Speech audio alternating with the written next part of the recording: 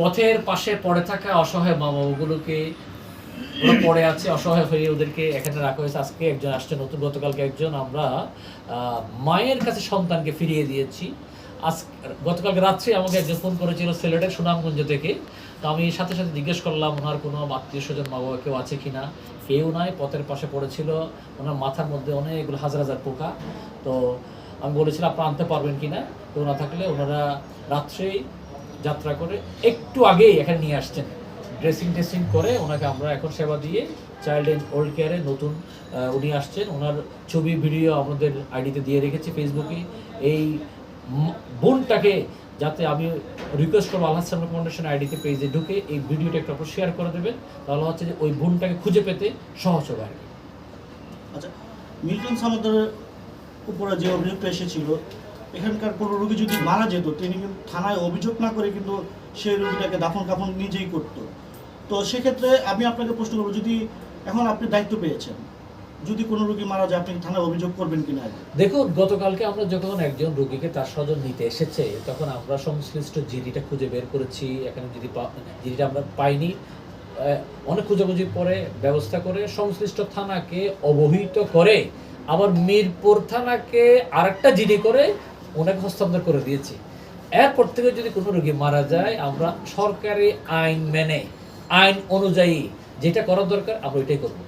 আচ্ছা ভাই, আপনি তো ধরেন আপনিও মানবিক একটা ফাউন্ডেশন আগে থেকে চালাচ্ছেন বা জড়িত আছেন, হ্যাঁ, এই যে এখানে এসে আপনি দেখলেন ডাক্তার নেই, নার্স নেই, তাহলে আসলে এদের চিকিৎসাগুলো কীভাবে হতো? আপনার ধারণাটা কি? এখানে কয়েকজন নার্স আমরা পেয়েছি, সাভারে ছিল, বাকি নার্স এখানে যারা ছিল তারা বলছে এখন নাই, আসছেন না কোনো কারণে।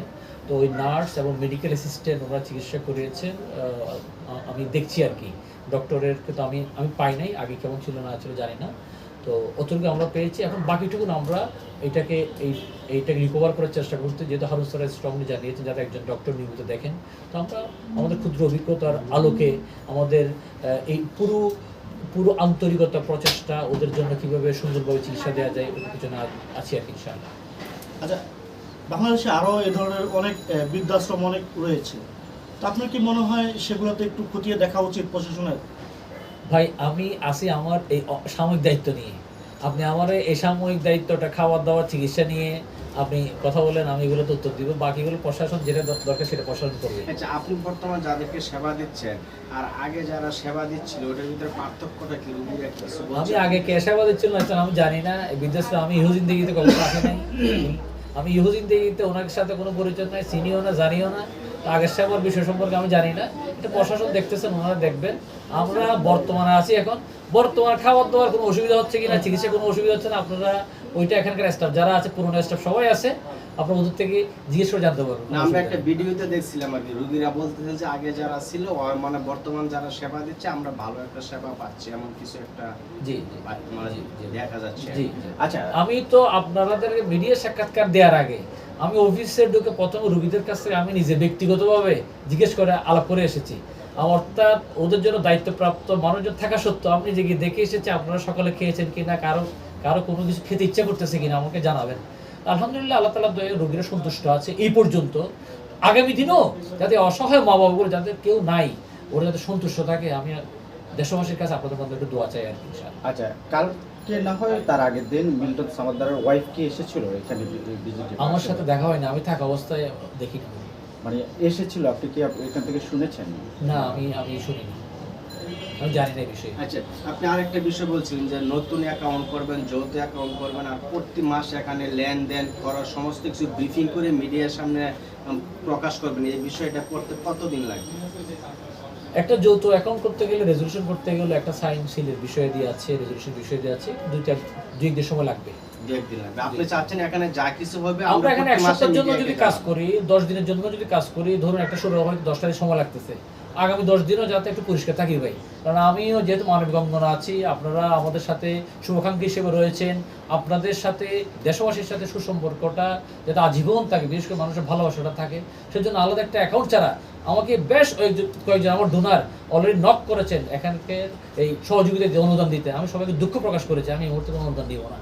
আলাদা একটা অ্যাকাউন্ট করব, সেখানে আপনারা মন চাইলে দিবেন, তাহলে যাতে যে কোনো সময় হিসাবটা স্বচ্ছভাবে দেখতে পারেন। শেষ একটা প্রশ্ন আপনাকে করব, বর্তমানে আপনি আসার পর কি কি আপনার প্রয়োজন, কি কি আপনার দরকার, এটা দেশবাসীর উদ্দেশ্যে আপনি জানান। দেখুন, কিছু মানুষ মা বাবা যখন অসহায় হয়ে যায়, বিশেষ করে মানসিক বিকারগ্রস্ত, পঙ্গু, সেলাই লাগছে, ড্রেসিং লাগতেছে, এবং কিছু বাচ্চা, প্রতিবন্ধী বাচ্চা, এদেরকে যদি আপনি নিজের বাসায় লালন পালন করতে চান, তাহলে আপনার সেখানে কিছু সরঞ্জামাদি দরকার, তার জন্য কিছু স্পেশাল খাওয়া দাওয়া দরকার, ড্রেসিং দরকার, এই সকল কিছুই এখানে দরকার, সকল কিছু এখানে লাগবে। তো আমরা আশা করব আল্লাহ তাআলা ওদের জন্য যা যা লাগে তা যেন আল্লাহ তাআলা ব্যবস্থা করে দেন।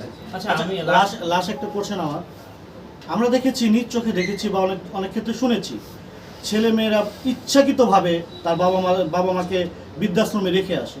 তো তাদের প্রসঙ্গে আপনি কি বলতে চান, যে ছেলে মেয়েরা কেন না, কেউ যদি মা বাবাকে যদি বলে যে নাসির ভাই আপনি নতুন দায়িত্ব নিয়েছেন, আপনাকে আন্তরিক ধন্যবাদ, আমার মাটাকে আপনার এখানে রেখে আসতে যাচ্ছি, আপনার জন্য দোয়া করবো, আমার বাবাটাকে রেখে আসতে আপনার জন্য দোয়া করবো, ওনাকে বলবো যে আসসালামু আলাইকুম, আপনার দোয়ার আমার দরকার নাই, কোনো দরকার নাই।